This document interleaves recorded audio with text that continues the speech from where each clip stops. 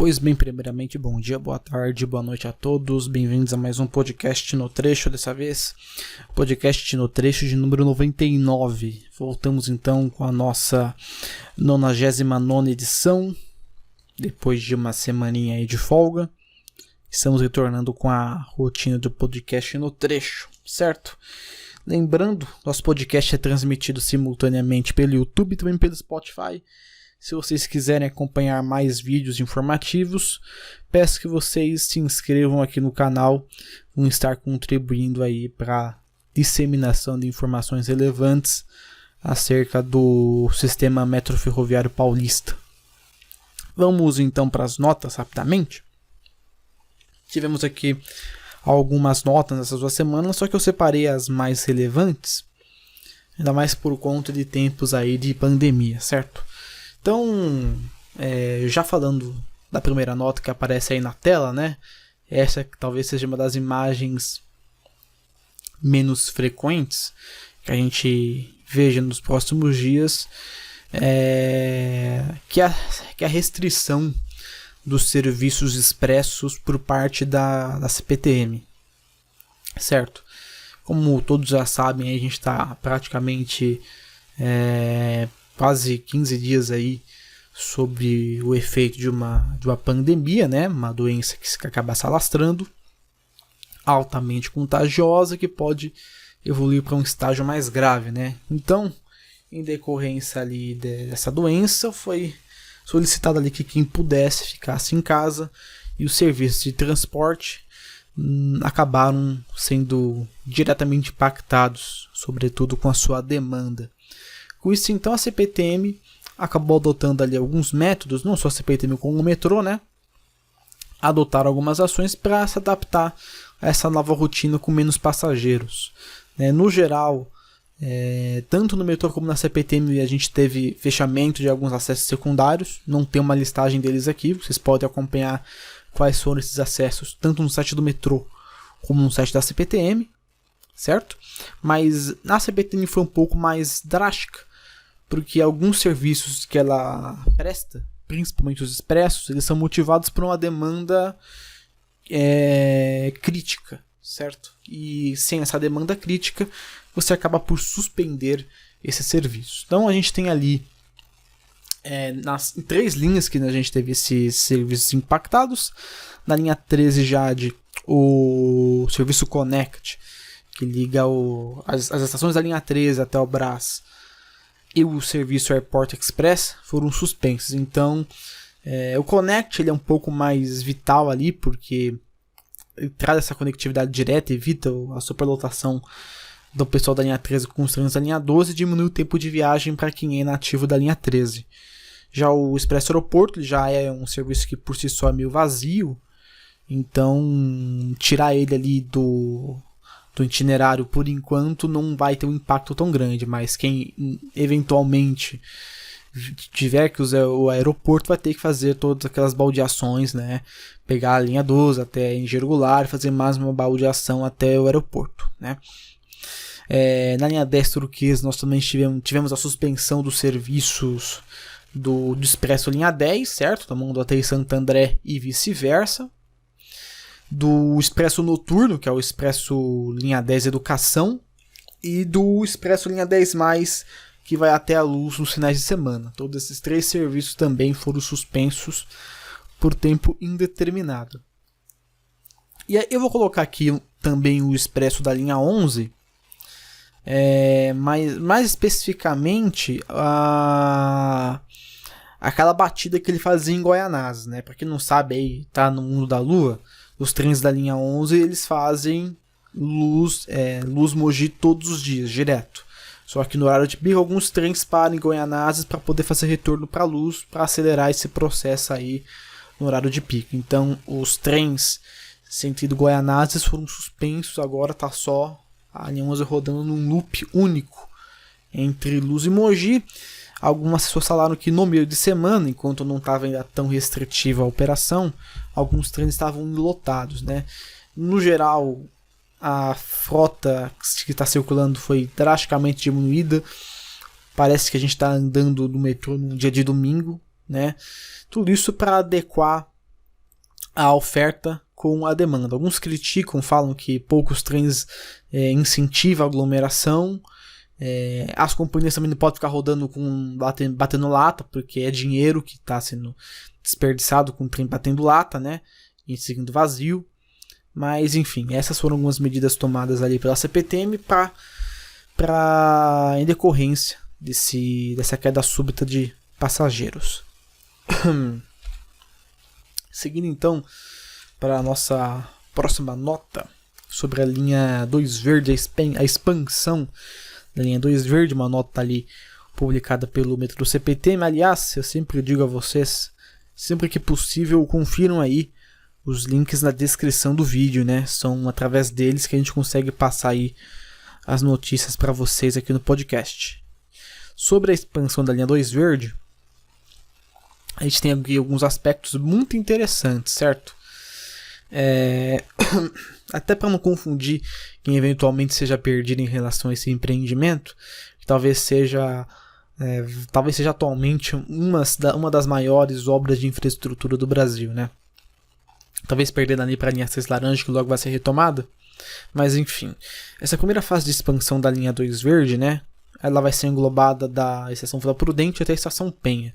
O trecho Penha-Guarulhos, né, até a Dutra, ele não vai ser contemplado nessa primeira fase de expansão. Então, vamos nos ater apenas até o trecho até Penha, certo? É uma primeira fase dividida com 8 estações. Só que o que a gente não talvez esperava, ou que talvez muitas pessoas não imaginavam, é que até mesmo essa primeira etapa vai ser dividida em 2 fases. Então, dentro dessa expansão até Penha, vai ter uma primeira parte e depois uma segunda parte, certo? A primeira fase vai contemplar aqui as estações Orfanato, Água Rasa, Anália Franco e Vila Formosa, ou seja, 4 estações numa primeira etapa. E na segunda etapa, a gente tem a estação Guilherme Jorge, Nova Manchester, Aricanduva e Penha, certo? Então, 2 partes, 4 estações para cada parte. Então você acaba se perguntando por que o metrô resolveu dividir a expansão essa expansão inicial em 2 etapas distintas. Não poderia ser tudo de uma vez? Pois é. Isso se deve muito por conta do método de escavação dos túneis da linha 2 Verde, né? A escavação dos túneis vai se dar por 2 etapas, certo? O metrô ali, através das empresas que estão responsáveis, pegou ali um shield, né, que é o famoso tatuzão, uma broca com 10 metros de diâmetro, então você imagina que não deve ser um trabalho fácil de escavação, e essa escavação ela vai ocorrer justamente nessas 2 etapas citadas, né? Uma primeira etapa com 5 km e uma segunda etapa complementando todo o resto do trecho.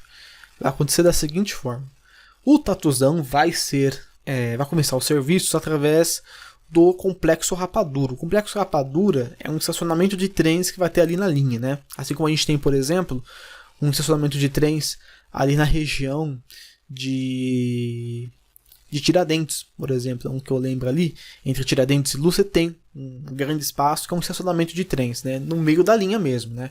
Então vai ter esse Complexo Rapadura, o tatuzão vai entrar por lá,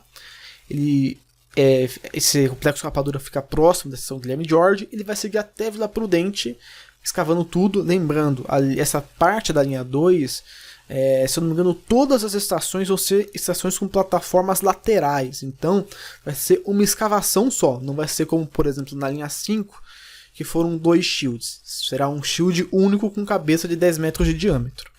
Esse shield vai chegar no Complexo Rapadura até Vila Prudente. A ligação dos túneis de Vila Prudente até o tatuzão, até determinada parte, vai ser feita com NATM, que é a escavação tradicional, o pessoal escavando na mão, né? Depois que ele chegar em Vila Prudente, esse equipamento vai ser desmontado, vai seguir lá para a estação da Penha, da linha 2, certo? Vai ser feita uma escavação de lá até o Complexo Rapadura e finaliza a escavação. Nessa primeira parte, né, vai estar sendo dada uma priorização para as construções das estações da primeira etapa, e depois será feita a construção das estações da segunda etapa, quando o túnel da primeira etapa já estiver concluído, né? Completo. Certo? Nessa aí, né? Como você apenas 4 estações entregues nessa primeira etapa, estima-se que cerca de 90 mil pessoas sejam beneficiadas dessa primeira fase de expansão. Além do mais, o metrô vai ter que encomendar aí, ou botar em circulação, provavelmente vai ter que encomendar porque não deve ter mais trem, 10 novos trens para operação desse novo trecho que contempla ali da estação Vila Prudente até a estação de Vila Formosa.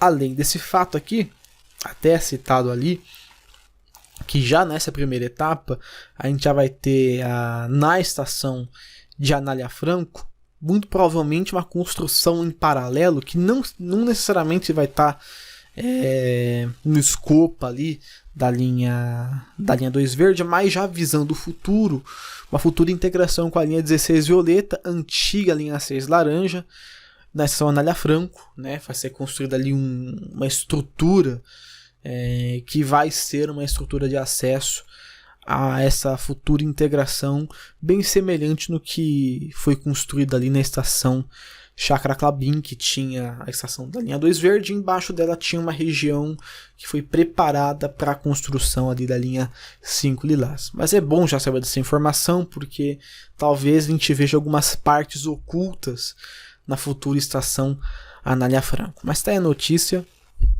obras da linha 2 verde com 2 fases de expansão.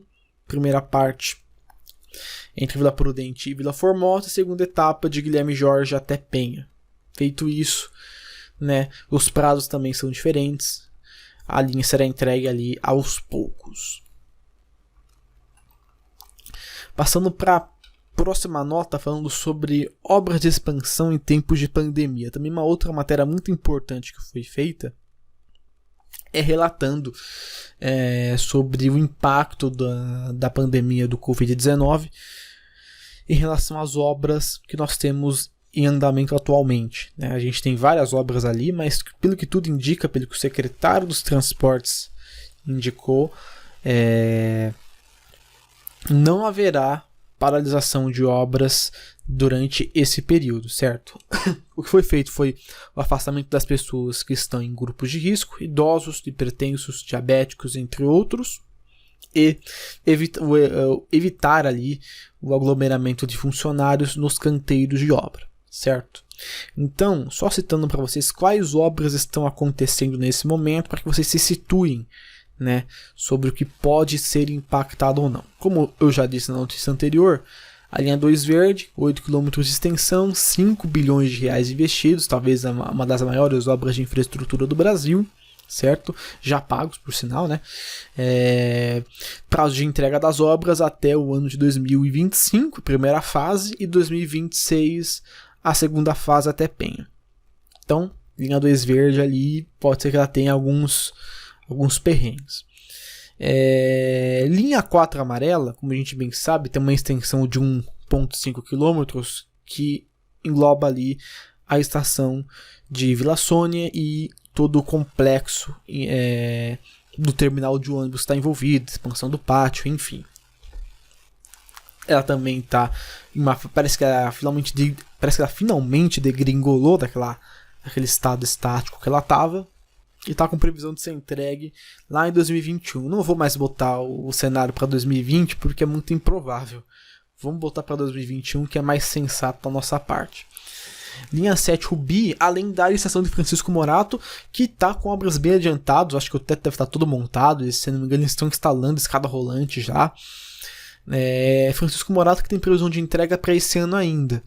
A gente espera que... Claro, não creio que Francisco Morato vai parar de vez de novo, não. Acho que dessa vez eles entregam a estação. Eu só não sei se vai haver essa garantia da entrega da estação dentro do prazo que é ainda esse ano, né? Mas, mais tardar, o começo do ano que vem já deve entregar a estação de Francisco Morato.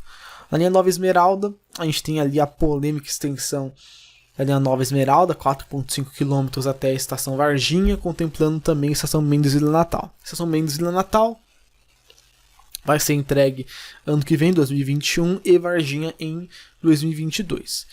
Paralelo a essas obras também tem a estação João Dias, que foi doada pela iniciativa privada. A gente já sabe que estão montando os canteiros de obras, mas não tem ainda uma noção básica de quando vão começar as intervenções para a construção desse empreendimento. Linha 15 Prata, né, para quem acha que a linha 15 está paralisada, nem totalmente. As obras até a estação Jardim Colonial estão acontecendo ali a todo vapor, como deveria ter acontecido com todas as estações, além da construção da subestação em Guatemi, certo? Um reforço de energia ali para a linha 15, que assim que ela voltar, a gente espera que ela esteja lisa, para que as pessoas possam aproveitar o potencial máximo dela. Previsão de entrega da estação é no ano de 2021, ano que vem. Linha 17 Ouro, 7,7 km de polêmica e lerdeza. Eu nem sei mais como é que tá o status da linha. Eu fiz um resuminho aqui porque atualmente a gente está num imbróglio complicado, né? Bom, eu até separei aqui, né? Tem uma parte que está parada por conta de problemas judiciais, certo? Que é referente ao restante das obras civis das estações, né? A antiga empresa que estava cuidando das obras era a Coesa Engenharia e a nova empresa é a Constran. E essas duas empresas estão num embate jurídico porque uma quer construir, a outra não quer deixar, enfim, né? Tá num teco a teco aí a obra parada. Recursos administrativos em relação a trens e sistemas, né? Aquela polêmica da BID contra os outros consórcios derrotados, o consórcio Steinling, que é aquele brasileiro que falou que a gente sabe fazer trem, a gente tem um cara que só monta sistema de sinalização, mas ele disse que sabe montar, e tem a empresa chinesa lá que falou que nenhum dos dois prestam, e a BID fala que sabe fazer as coisas certinho, enfim, tá um rolo danado. A gente não sabe ainda quem vai fazer o maldito dos trens, ou melhor dizendo, os benditos dos trens da linha 17 Ouro, nem quem vai instalar o sistema de sinalização, nem porta de plataforma. Tudo isso está numa briga administrativa e talvez vá para uma briga judicial e a linha atrase mais uma vez. Então, eu não sei quantos mandatos e quantas eleições já passaram para inaugurar essa linha. Enquanto isso, a Via Mobilidade vai logo colher os louros da multa pelos atrasos da obra. E talvez a única coisa que prestou nessa linha é a estação Morumbi, né, que ela foi construída num ritmo totalmente diferente de todas as estações, certo? Ela foi construída de maneira rápida, e olha que é uma estação gigante, é uma estação de grande porte. Acho que até mesmo para as estações ali da linha 15, tirando ali São Mateus, que é uma coisa gigante, é uma estação bem volumosa, ela é grande, sabe? Você percebe que é uma estação bem construída, né? E foi construída muito rápido porque ela foi construída num contrato à parte.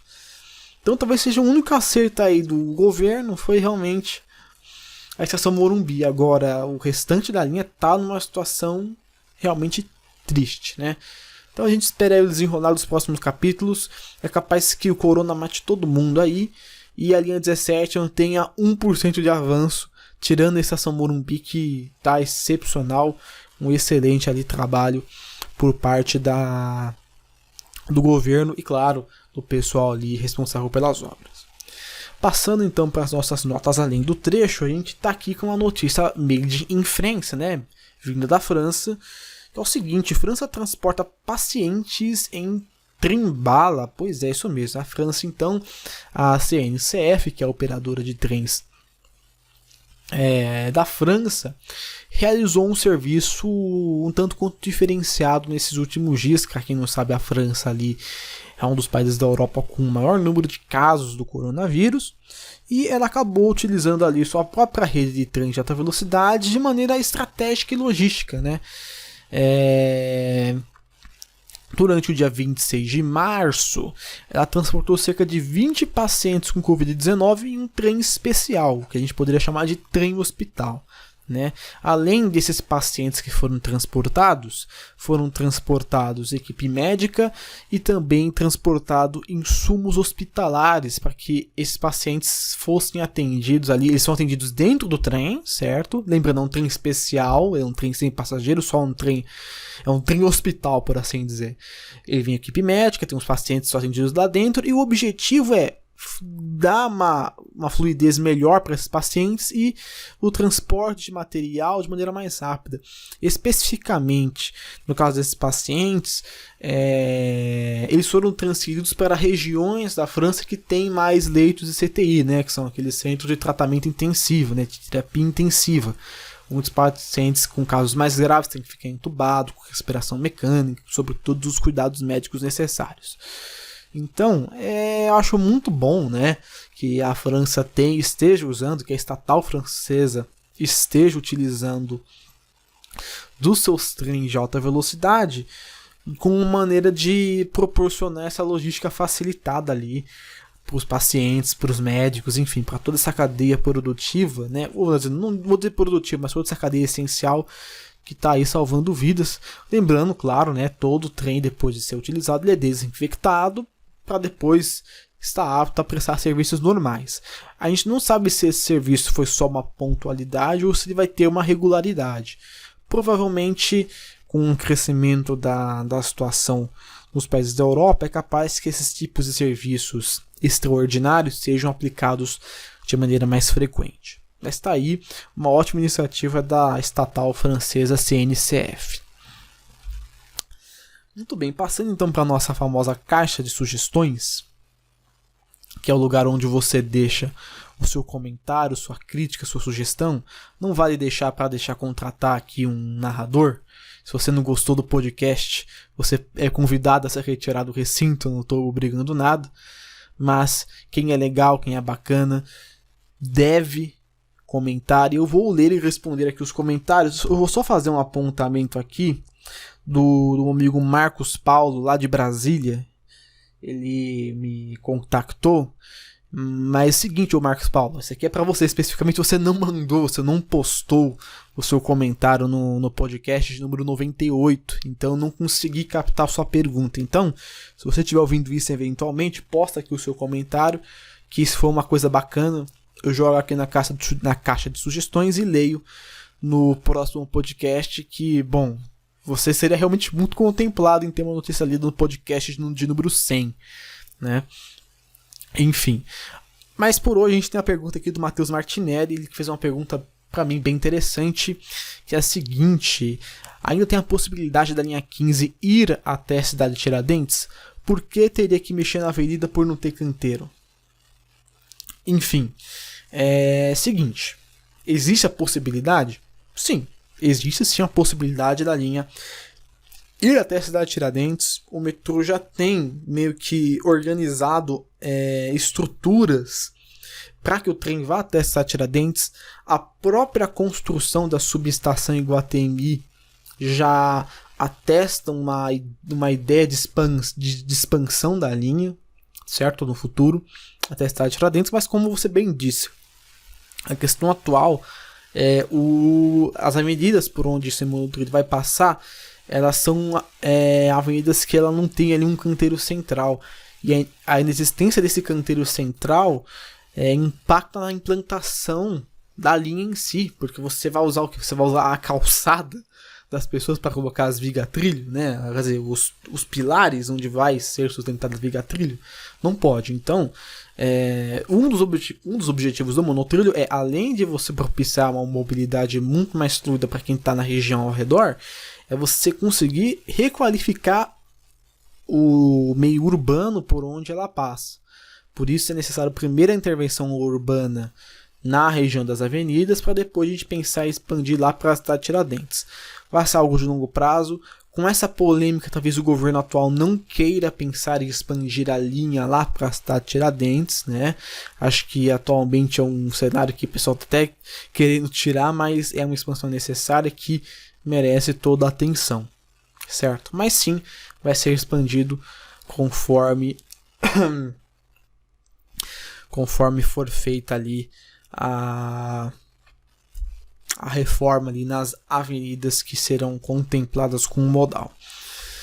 Certo? Então tá respondido o nosso inscrito Matheus Martinelli. E para você que eventualmente tem alguma dúvida, comentário, sugestão, deixa aqui no campo abaixo nos comentários, que se for algo relevante, se não for que nem uma criatura bizarra aí, eu vou ler o comentário e consequentemente responder ele com toda a minha sapiência aí de quem produziu 99 episódios de um podcast.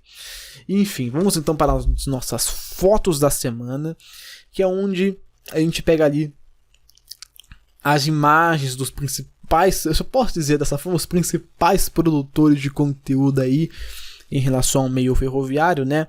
Especificamente aqui em São Paulo, não fazendo juízo de valor, porque tem muita gente que faz foto boa aí fora, mas eu tô só pegando as imagens de quem eu já tenho um contato, de quem eu já conheço, para divulgar aí o trabalho de quem faz esse hobby aí, que é a fotografia ferroviária. Enfim, nossa primeira imagem então é a imagem do Carlos Vitor, né? Pegou ali uma imagem muito provavelmente em Santos, certo? Tá aí duas locomotivas AC44I, uma da Fibria e outra ali da ALL, né? Hoje estão todas da Rumo, né? A Fibria tinha uma coisa com a Fibria que eu não vou lembrar, cara. Que se eu não me engano, estão tirando esse logo da folhinha da Fibria, porque se não me engano, eu acho que a Suzano Celulose comprou a Fibria, algo do gênero. Aí estão tirando esses logos da Fibria aí, né? Então tá mudando aí, mas é interessante, a iniciativa privada, ela consegue comprar as locomotivas para a própria concessionária operar. É uma coisa bem justa, por assim dizer. É como se fosse um pagamento, né? Por assim dizer, mas tá aí esse belo conjunto de locomotivas LL Fibria aí. Essa imagem logo vai ser raridade, hein, Carlos? Perfeita aí, uma bela imagem. Nossa segunda imagem então foi registrada pelo Nicolas Gordiano. Inclusive o Nicolas tem um canal no YouTube, se inscreva no canal do Nicolas Gordiano. Ele que, com todo respeito, é um dinossauro do YouTube também. Tem uns vídeos ali muito antigos. Vale a pena vocês conferirem. Falta aí do Série 500 Fase 2, né? O nosso querido Frota P, lá na estação de Campo Limpo, uma bela curva. Aliás, acho que essa foto deve estar concorrendo lá para a capa do grupo da SAC CPTM. Excelente aí a foto do Nicolas Gordiano, né? Pegou bastante, deveria tentar concorrer para o concurso de fotografia amadora se tiver esse ano, né? E para finalizar aqui nossa sequência de imagens, a gente tem a foto do Ferrocarril São Paulo, postando aí belos 3 trens aí, ao fundo 8500, no meio azulão o 2000 e logo à frente aí o 9000. 3 trens que marcaram bastante a zona leste de São Paulo. Então é isso. Esse foi o nosso podcast no trecho de número 99. Espero que vocês tenham gostado. Lembrando, curtam o vídeo, se inscrevam no canal, confiram o link nas descrições, na descrição do vídeo. E se você quiser também pode seguir o nosso podcast no Spotify. É uma mídia alternativa, não é a minha ênfase fazer conteúdo direto pro Spotify, mas eu acho bacana porque as pessoas pediram e elas gostam ali de ouvir. Enfim, eu vou ficando por aqui. Cuidem-se, lavem as mãos e até a nossa próxima edição do podcast No Trecho.